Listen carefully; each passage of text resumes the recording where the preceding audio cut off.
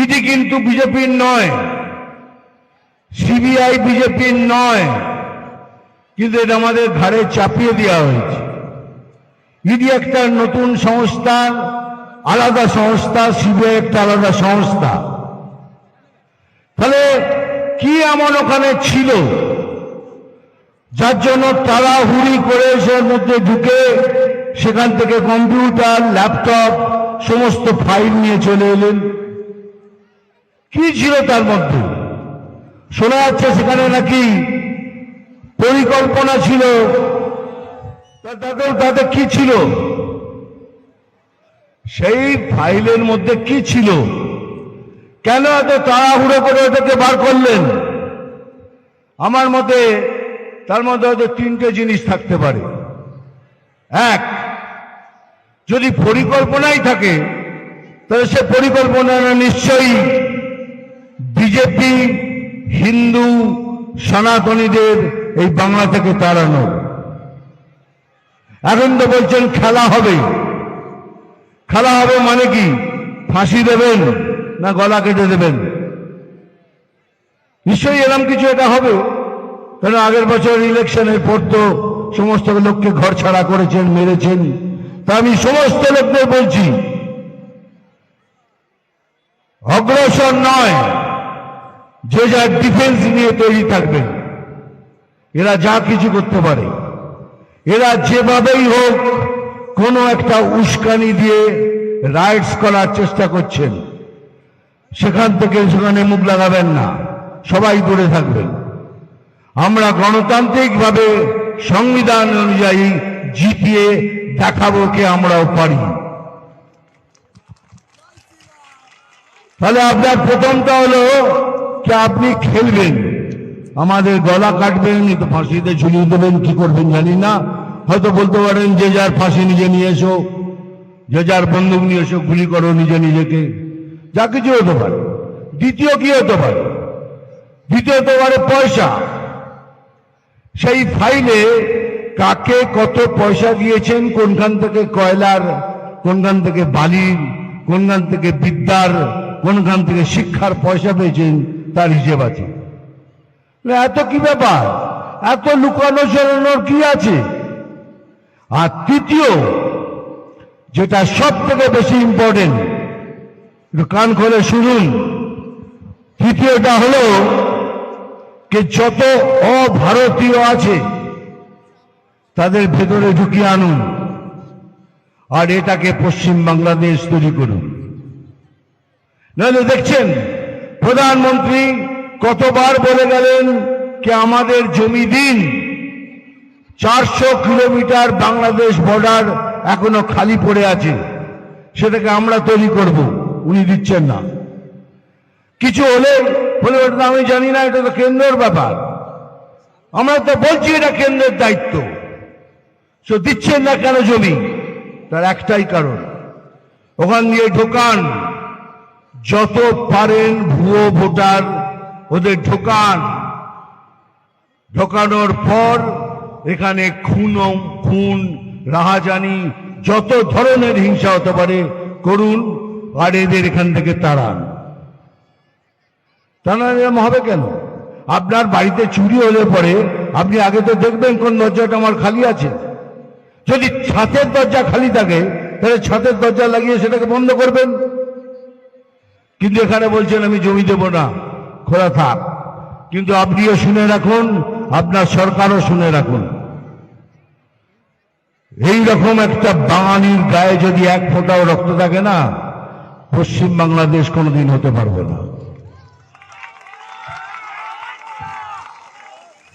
कोई माई का लाल ये नहीं कर सकता।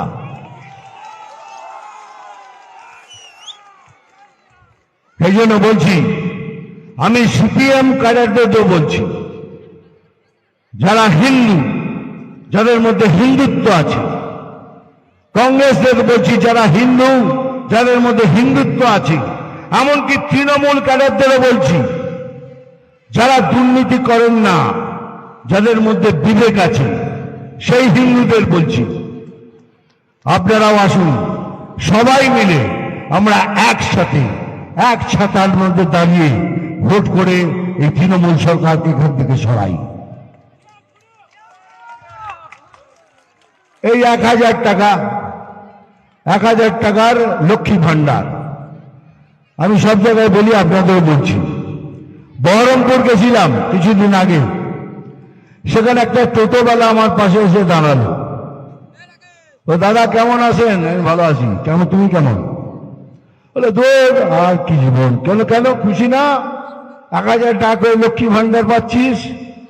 বলে হ্যাঁ পাচ্ছি, কিন্তু একবার লিমিট ক্রস করলেই 1000 টাকা ফাইন, আর সেই 1000 টাকা নিয়ে এসেই আমাকে দিয়ে দিচ্ছে। এটাই হলো লক্ষ্মী ভান্ডার। কিন্তু আমি বলছি ওই লক্ষ্মী ভান্ডার নেবেন, 100 বার ওই টাকা নেবেন, কারণ এটা আপনাদের টাকা, আপনাদের ট্যাক্স পেড টাকা। কিন্তু একবারও ভেবেছেন, যাদের বিবেক আছে, যারা না নিতে চায়, তার ছেলেকে দেখুন, যার বিবেক আছে সে বেকার বসে আছে। তার স্বামীকে দেখুন, যার বিবেক আছে বেকার বসে আছে। এমনকি তার শ্বশুর শাশুড়ি মা বাবা কষ্টে রোগে ভুগছে। ওই 1000 টাকায় আপনি এগুলো সব করতে পারবেন? পারবেন না। কিন্তু প্রধানমন্ত্রী আপনাদের সবার জন্য 5 লক্ষ টাকার আয়ুষ্মান ভারত করেছেন, কিন্তু সেটা আপনাকে নিতে দিচ্ছে না। এমনকি যারা 1000 টাকার লক্ষ্মী ভান্ডার পাচ্ছেন, তারাও পাবেন আয়ুষ্মান ভারতের 5 লক্ষ টাকা রোগী সেবা করার জন্য নিজেদের, কিন্তু করতে দিচ্ছে না। তাহলে প্রধানমন্ত্রীর নাম হবে? তাহলে ভেবে দেখুন, উনি তো নিজেই বলছেন আমি উন্নয়ন আনতে পারবো না, আমি কলকারখানা আনতে পারবো না, এই জন্য বলছেন আপনি চপের দোকান করুন, চায়ের দোকান করুন, ঘুগনির দোকান করুন। কিন্তু যারা করছে তাদের আমি সম্মান করি। যারা চা বিক্রি করছে, ঘুগনি বিক্রি করছে, চপ বিক্রি করছে, তাদের সবাইকে আমি সম্মান করি। এই জন্যই করি, তারা গতরে খেটে কামাচ্ছে, আর আপনারা সব দুর্নীতি করে কামাচ্ছেন। এই জন্যই এদের আমি সবাইকে সশ্রদ্ধ প্রণাম জানাই। কিন্তু উনি তো বলছেন উনি পারবেন না উন্নয়ন করতে, তাই না? তাহলে যদি উন্নয়ন পেতে হয়, তাহলে একটাই সরকার, সেটা হলো বিজেপি সরকার। আপনি এখনো পর্যন্ত কোন পার্টিকে শুনেছেন যে তৃণমূল হটাও বলতে? কেউ বলছে না, কিন্তু সবাই এক সুরে বলছে বিজেপি হটাও, বিজেপি হটাও, বিজেপি হটাও। কিন্তু কেউ মুখে বলছে না যে তৃণমূল হটাও। অথচ বলে যাচ্ছেন আমাদের মধ্যে কোনো কথায় বিশ্বাস করবেন না, আমাদের সাথে কারোর কোনো জোট নেই, প্রধানমন্ত্রীর সাথে কারোর কোনো জোট নেই। আমি গ্যারান্টি দিয়ে বলছি, আমি কারোর কথা বিশ্বাস করবেন না। এগুলো একটা মার্কেটে ছাড়া হয়েছে যে আমাদের সাথে নাকি কোনো কিছু মিল আছে। তাহলে যদি মিলই থাকবে তাহলে দূর কেন আসবো? কেন আপনাদের সাথে কথা বলতে আসবো?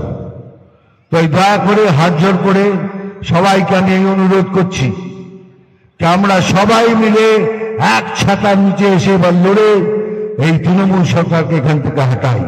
সেটাই হবে আমাদের বিগেস্ট জয়। বাঙালি যতদিন থাকবে বাঙালিত্ব থাকবে, হিন্দু থাকবে হিন্দুত্ব থাকবে, সনাতনিত্ব থাকবে, ততদিন পশ্চিম বাংলাকে কেউ পশ্চিম বাংলাদেশ করতে পারবে না।